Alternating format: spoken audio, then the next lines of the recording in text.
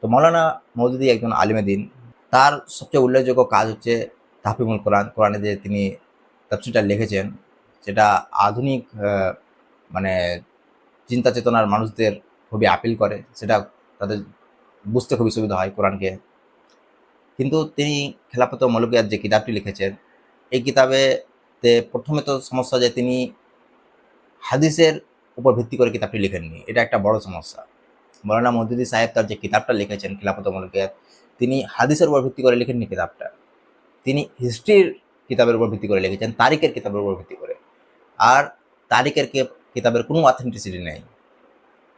হাদিসের কিতাবের সনদ রয়েছে, প্রত্যেকটা হাদিসের সনদ আছে, আপনি যাচাই বাছাই করতে পারেন।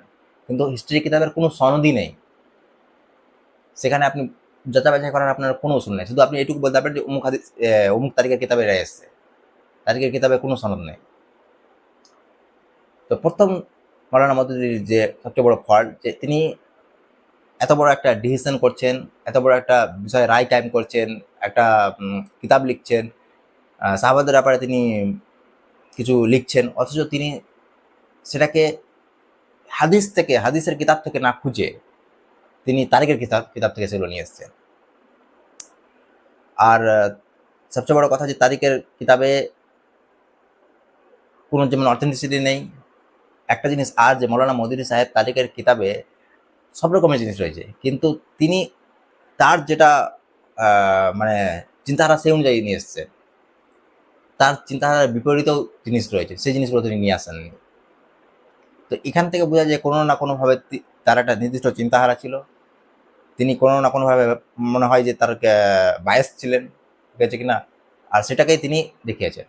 কারণ তারিখের কিতাবে, হিস্ট্রি কিতাবে দুদিকেই রায় রয়েছে। আর খেলাফত মৌলিকাতে তিনি যে হযরত আলী রাদিয়াল্লাহু তাআলা আর হযরত মুআবিয়া রাদিয়াল্লাহু তাআলার মধ্যে হওয়া যুদ্ধগুলোর ব্যাপারে এবং হওয়া পলিটিক্যাল ইখতিলাফের ব্যাপারে যে ডিসকাশন করেছেন, এখানে দুই রকমই তারিখের কিতাবে পাওয়া যায়। হযরত আলীর পক্ষে যেমন কথা পাওয়া যায়, হযরত আলীর বিপক্ষেও কথা পাওয়া যায়। হযরত মুআবিয়ার পক্ষে যেমন কথা পাওয়া যায়, হযরত মুআবিয়ার বিপক্ষেও কথা পাওয়া যায়।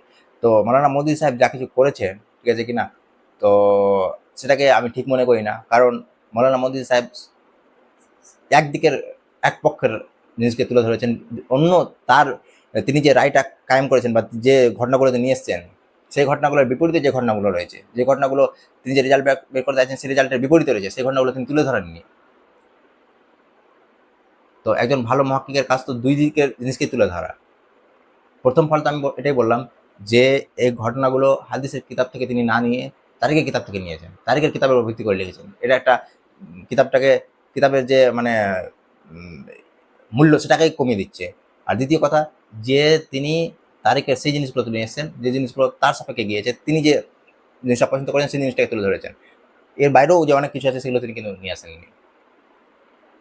কিন্তু যাই হোক, তার মধ্যে খাইর গালিব ছিল, ঠিক আছে কিনা, একজন আলিমে দিন ছিলেন। আর তার কোরআনের ব্যাপারে যে তার কাজ রয়েছে, তাফহিমুল কোরআন, সেটা দারুণ কাজ। ওয়াখির দাওয়ানা আলহামদুলিল্লাহি রাব্বিল আলামিন।